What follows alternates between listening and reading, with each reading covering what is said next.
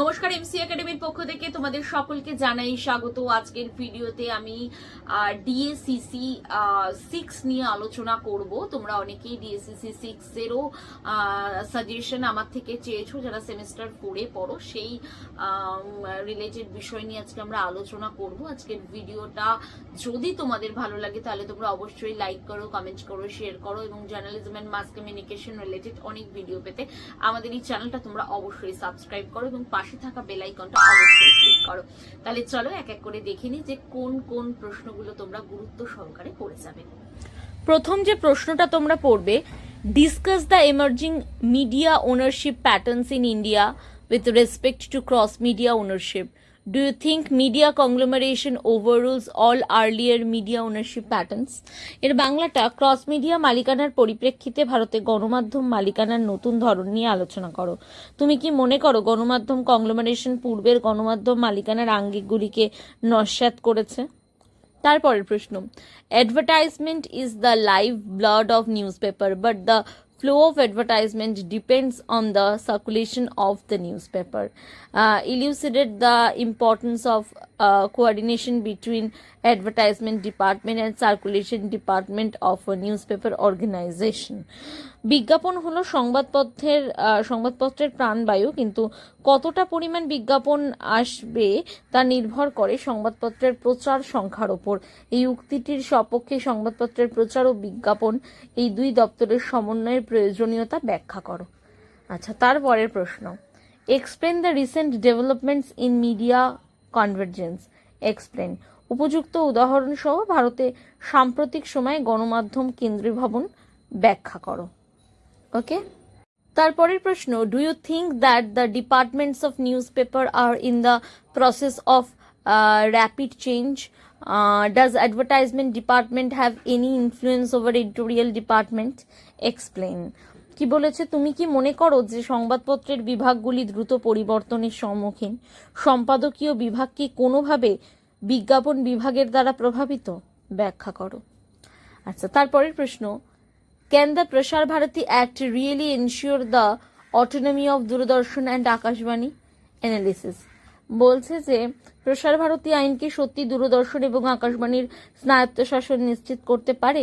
বিশ্লেষণ করো।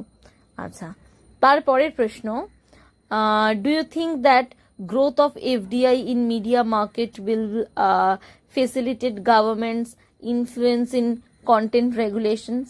কি বলেছে, তুমি কি মনে করো গণমাধ্যমের বাজারে সরাসরি বিদেশি বিনিয়োগ বৃদ্ধি বিষয়বস্তু নিয়ন্ত্রণে সরকারি প্রভাবের পথ প্রশস্ত করবে? এর পরের প্রশ্ন, what is press freedom? Can this press freedom be absolute?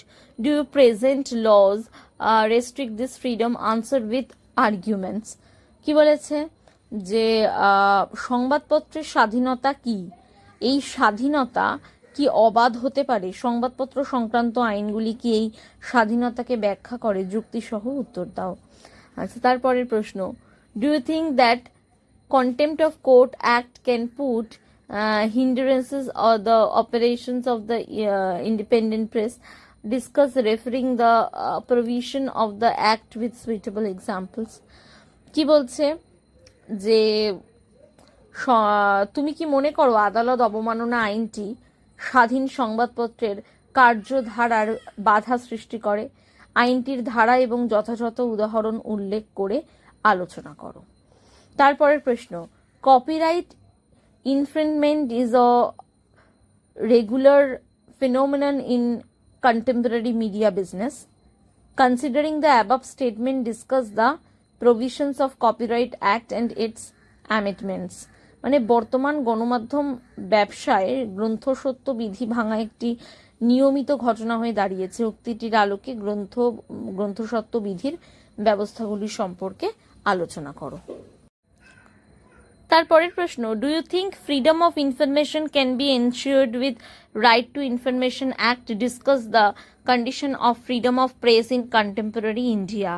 তুমি কি মনে করো তথ্য অধিকার আইন দিয়ে তথ্যের স্বাধীনতা নিশ্চিত করা যায়?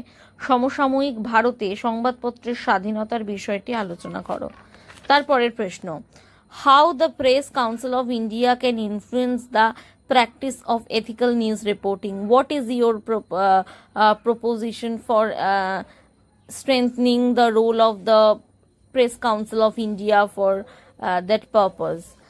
তো কি বলেছে যে কিভাবে ভারতীয় প্রেস কাউন্সিল নৈতিক যে বিশিষ্ট আর কি সংবাদ সুনিশ্চিত করে, ভারতের প্রেস কাউন্সিলের ভূমিকা শক্তিশালী করতে তোমার প্রস্তাব কি? তারপরের প্রশ্ন, what is defamation? What are the expectations of deformation?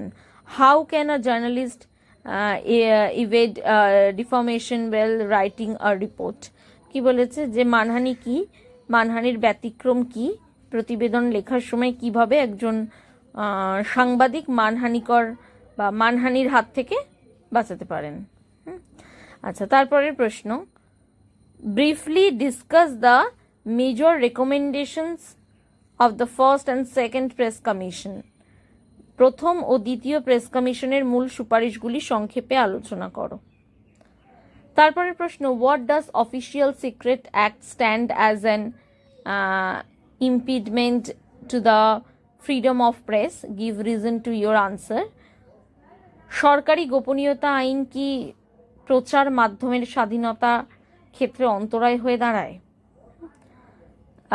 এই প্রশ্নটার উত্তর দিতে হবে। তারপরে হচ্ছে, how the parliamentary proceedings act helps in the parliamentary reporting in India substantiate. তো সংসদীয় প্রতিবেদনের ক্ষেত্রে কিভাবে সংসদীয় সভার কার্যবিবরণী আইন সাহায্য করে প্রমাণ করো। আশা করি এতক্ষণ আমি যে যে প্রশ্নগুলো দিলাম, তোমরা যদি এই প্রশ্নগুলো ভালো করে পড়ে যাও তোমরা অবশ্যই কমন পাবে। বলে রাখি যে আমাদের এখানে এমসি একাডেমি নিয়ে তোমরা অনেকেই কোয়ারি করো। আমাদের এখানে এমসি একাডেমিতে journalism, mass communication, under graduation থেকে মাস্টার্স পুরোটাই কিন্তু পড়ানো হয়, এবং যারা মাস্টার্স পড়ছো তার আগে যে এন্ট্রান্স এক্সাম হয় অল ইন্ডিয়া বেসিসে সিইউইটি, বা যারা ওয়েস্ট বেঙ্গলেও দিতে চাইছো তাদের পড়ানো কিন্তু আমাদের এখানে প্রিপারেশন করানো হয়। আর আমাদের এখানে ইংলিশ বাংলা দুটো ল্যাঙ্গুয়েজেই নোটস প্রোভাইড করা হয়, দুটো ল্যাঙ্গুয়েজেই লেকচার প্রোভাইড করা হয়। এখানে অনলাইন অফলাইন দুটোই কিন্তু অ্যাভেলেবল। তোমরা যারা অনলাইনে, এখন বেশিরভাগ স্টুডেন্টই অনলাইনে পড়তে চাও কারণ তোমরা অনেকে দূরে থাকো, কিন্তু তাও তোমরা এমসি একাডেমির সাথে পথ চলতে চাও, তাদের জন্য কোনো টেনশন নেই। তোমরা ওয়েস্ট বেঙ্গলের যেখানে থাকো না কেন তোমরা কিন্তু আমাদের এই নিচে দেওয়া নম্বরে আমাদের সঙ্গে যোগাযোগ করতে পারো। আর যারা এই সেমিস্টার শেষ হয়ে যাওয়ার পর ফোর্থ ফিফথ সেমিস্টারের যে ভর্তি, সেটা কিন্তু আমরা, এটা যেহেতু অগাস্ট চলছে, আমরা মোটামুটি সেপ্টেম্বর থেকে কিন্তু আমরা নতুন যারা ফিফথ সেমিস্টারে অ্যাডমিশন নিতে চাইছো তারা আমাদের সঙ্গে যোগাযোগ করো, কারণ অ্যাডমিশন প্রসেস কিন্তু শুরু হয়ে যাবে। আজকের ভিডিওতে এটুকুই। নেক্সট ভিডিওতে আমি আবারও হাজির হব journalism and mass communication related নতুন কোনো ভিডিও নিয়ে। নমস্কার।